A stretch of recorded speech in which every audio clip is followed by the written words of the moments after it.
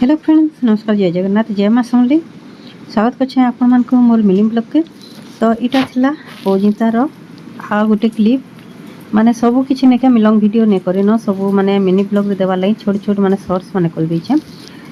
सब पूजार नेके अलग अलग नियम थिसी कि अलग अलग माने जिनिस पत्र भी पूजा हेसी जनता कि सावित्री व्रत रे सब फ्रूट्स फल मूल हेसी।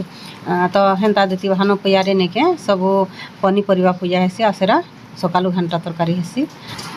तो यहाँ निके बही पढ़ा भी चली इन यहाँ दीदी बहान जो जन्म होके यहाँ सब चली आ पूजा पाठ निके ग्रुप रे कले बहुत ही भल लगे, बहुत मजा लगसी आ बहुत भल लगुला भी।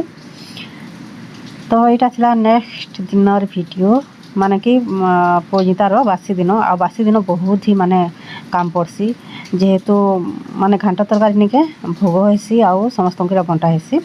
तो यहाँ देख मुई परिवा काटिक निके सीझे देली कुकर है दुई थर कर सीझे देछे आ तार यहाँ तरकारी बने देछे। तार इन सुजी घाटिक निके सुजी पिठा बनामी आउ पूड़ी छानमी। तो यहाँ पिठा भी देख रेडी गला तार पूड़ी भी रेडी गला। तो यहाँ थिला आज मोर पोजितार भोग।